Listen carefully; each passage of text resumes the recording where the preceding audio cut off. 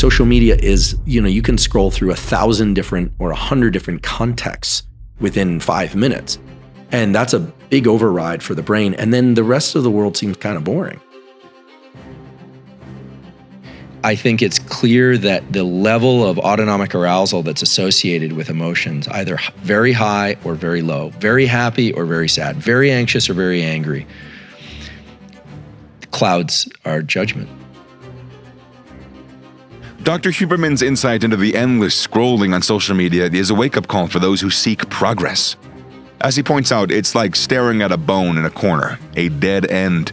To achieve your goals, you need to break free from that pattern. Luckily, Huberman's got a solution. In this video, he's going to guide you towards a path of growth and success. The social media getting dopamine hit after dopamine hit. When we first get on social media for the first time or after a long period of time, the amount of dopamine that's released we think is quite substantial.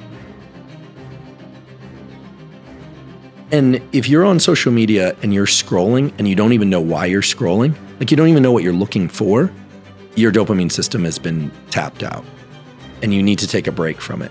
Maybe a couple hours, maybe a couple of days. I think social media is great. I teach science on social media. I see you all the time on social media. There's a lot of great social interaction. There's a lot of opportunity to learn and see things. Some are funny, some are interesting, some are disturbing. But when you're at the point where you're engaging in something and you don't even know what the win is, but you find yourself reflexively engaging in it, your dopamine system is now plummeting.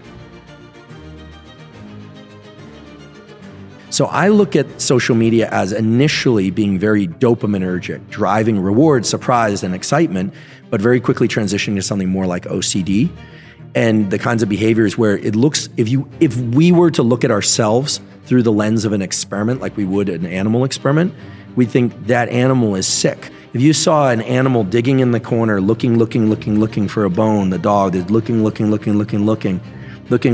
you'd think that's really sad. That's us. His observation about the majority of people waking up like tired zombies is a sad reality. But it doesn't have to be that way. As he suggests, breaking the pattern and feeling energized can set you on a path to success. This is just the beginning of a journey that'll make you stand out from the crowd. Don't settle for mediocrity, my friends. Follow Dr. Huberman's advice and become the best version of yourself. But I think that by now, most people are aware that getting a really good night's sleep on a consistent basis is critically important, but most people don't know how to do that. In fact, I'm guessing that very few of you out there are consistently getting 7 to 9 hours of really terrific sleep, waking up feeling rested, like you're ready to attack the day, and being able to go through the day feeling focused and alert without dips in energy or focus. Huberman's insight on the futility of endless scrolling is a reminder that there's a whole world waiting beyond our screens. It's really easy to lose sight of what truly matters when we're constantly bombarded by digital distractions. But when we realize the vast potential that lies outside of our devices, it can leave us speechless. Unlike email or reading an article online, social media is, you can scroll through 1,000 different or 100 different contexts within 5 minutes. And that's a big override for the brain. And then the rest of the world seems kind of boring. Like, you see people at dinner scrolling their phone. It's because actually the brain wants novelty. It's seeking novelty all the time. These days, I'm turning off my phone in the evenings. I'm on there a little bit, but I'm finding I'm kind of sick of the phone. I think a lot of people are kind of hitting this point where they're like, I'll get on social media for an hour or two a day, but this is getting a little pointless. I think it's clear that the level of autonomic arousal that's associated with emotions, either very high or very low, very happy or very sad, very anxious or very angry, clouds our judgment. It's very clear. And I think the sooner we give them too much credence too. They're just feelings, man. Like, we don't have to allow them to overtake us and monopolize everything that we do. They were designed to push us along certain behavioral paths, but they've grown in importance in the last few years. And we could get into a discussion about how social media marketing are designed to capture these very deep limbic aspects of ourselves, and they are. But what's amazing is and important is that everybody has a forebrain. Some people's it seems is more developed than others, but everybody has one, and we have this capacity for what we call top-down control, which is the ability to intervene in our own feeling states and our own action states. And to set some rigor and some real clear marks that we're out to achieve. And I think it's going to start with the generation that's very plastic right now. Yeah. Most parents are afraid of stressing their kids because they don't want to, again, I went to a high school where kids, literally gun high school, in the last 10 years, kids have, there've been over a dozen, train track suicides. So those are kids that are committing suicide for different reasons, but a lot of them is because they just feel too much pressure. So obviously we can't pressure kids beyond their capacity to regulate. But the idea that all of our internal states should be driven by external things, that's a foolish misstep also. So I think we need to operationalize what we're going to teach the next generation. Maybe our generation isn't really rescuable, but maybe the next generation is. And if they understand that there's some concepts that sound a little mushy, like gratitude or mindfulness or these kinds of things, but as long as they understand that, for instance, gratitude, which we didn't really touch on, involves a whole other neurotransmitter reward system in the brain, the serotonin system, which buffers us against injury. It can improve wound repair. It can allow us to lean back into these high stress regimes. Kids learning how to toggle their nervous system back and forth between highly duration, path, outcome, focused states of trying to improve and learn, and then learning how to really relax and chill out and enjoy and be socially connected, because it will allow them to ratchet back in and focus with extreme depth. I suggest people avoid layering dopamine. You have one dopamine system that fortunately can be activated by a lot of different things. So for instance, I love the feeling of being completely rested, going into the gym or going for a run mid-morning, after a cup of coffee, hydrating well, using the bathroom, listening to my favorite music on a sunny day. But that's a lot of things layering in for dopamine. And what happens is that if that becomes your hope and expectation, fine. But if that becomes your requirement for actually having a great run or workout, you're in trouble, because the next time it's not going to be that exciting and you're not going to be that motivated. You actually won't perform as well. So people who use stimulants are often very wired and driven, but have challenges there. So then there's the crash, because anytime you have a big peak in dopamine, there's inevitably a trough that mirrors that peak. So you can't have it all. You can't have it all. And my colleague Anna Lemke at Stanford wrote a book, Dopamine Nation. She also was on Rich Roll's podcast about addiction and this playing pleasure balance. It's not just about addiction to compounds like heroin, cocaine, amphetamine. Of course, it's that too.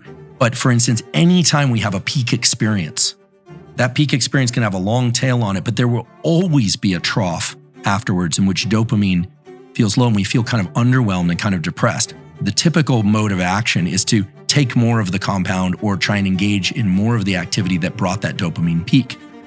However, the problem is with each subsequent engagement in that compound or that activity, you get a lower and lower peak, but the trough gets bigger and bigger. And this is how people drive themselves into addictions of different kinds, behavioral addictions and other kinds of addictions. If you're very, very stressed, you're very, very upset, two things happen. One, it's very hard to take your focus off whatever it is that's upsetting you. And if you don't know what's upsetting you, pure anxiety, but you don't know why, it's very hard to take your mind off of the feelings of anxiety. In those states of mind, there's another component, which is that for whatever reason, and no one really understands why this is, it feels as if the state that you're in will go on forever. Now, when we're in happy, relaxed states, rarely do we think, gosh, this is going to go on forever. And yet when we are in these unfortunate states of mind, we get the idea somehow, it sort of hijacks our perception of time, and we feel like this is never going to stop. If we turn to the body and certain behaviors, we talk about what those are, we are able to move ourselves along the autonomic continuum. And at that point, when we've done that successfully, and it's actually quite straightforward to do, we are able to think about things differently. We start to get a sense that the way we feel might not be the way we're going to feel forever. And it's in those shifts that we start to realize, my mind actually is not my best friend at these extremes, but there's a lot more to it. You're only getting the tip of the iceberg in those states. So that's why I say, if you can't control the mind with the mind, look to the body to control the mind. Really, the quality studies on humans that have looked at this say try and get as much natural light as you can in the morning hours, whenever it is that is for you, especially the first 3 hours after waking. If you can work outside, great. If you can get near a window, because as opposed to just in a dark conference room, that's better. But if you can get outside, that would be fantastic. But you want to try and view sunlight as early in the day as possible. 5 to 10 minutes on a clear day, minimum. 10 to 20 minutes on a cloudy day, minimum. 20 or 30 minutes on a very overcast day, minimum. Without sunglasses, don't stare at the sun. Please don't damage your eyes. Look slightly off from the sun, but yes, you want to face eastward towards the sun. And on those cloudy days, that's especially important to do. Why? Well, viewing morning sunlight increases cortisol early in the day, which is excellent because you want cortisol elevated early in the day and you want it lower later in the day. And because of the relationship between the cells in your eye that sense sunlight, specifically morning sunlight, believe it or not, that happens, and signal to your hypothalamus, and the relationship between the hypothalamus and the pituitary and other endocrine organs, it sets in motion a dopamine-related cascade in neuromodulators, dopamine, and hormones that lead to states of well-being, elevated mood, alertness, etc. throughout the day. One of the reasons why there's so much, challenge out there with focus and anxiety and depression, there are a lot of reasons for that. But one of the reasons is that people's internal mechanisms aren't anchored to anything regular. Now, this doesn't require being neurotically attached to getting up at a very specific time, going outside, viewing the sunlight same time every day. These systems, again, will average, but if you can provide them consistent light anchors early in the day and in the evening and avoiding light at night, you will be amazed at the tremendous number of positive effects that can come from that at the level of metabolic factors, hormones, and just general feelings of well-being. In fact, most of us are familiar with what it is to not sleep well and all the terrible effects that has. Maybe one night you're fine, 2 nights even. For the new parents out there, I sympathize with you. But most people are not familiar with what it is to sleep really, really well on a consistent basis. And when you start doing that by controlling your sleep environment, right? Get the proper sleep surface, get the proper pillow, get the temperature in the room right, get your light exposure right, start timing your exercise at normal periods or times throughout the day and week. It's amazing how many other biological systems just naturally fall in line. And this is why whenever people ask me, what should I take? Which is one of the most common questions I get. What supplements should I take? What drugs should I be taking? What things should I be taking? The first question I always ask them is, how's your sleep? So let's talk about sleep. Sleep is this incredible period of our lives where we are not conscious. We might dream, we might twitch, we might even wake up. But in sleep, we are only in relation to things that are happening within our brain and body. Outside sensory experience, in most cases, can't really impact us.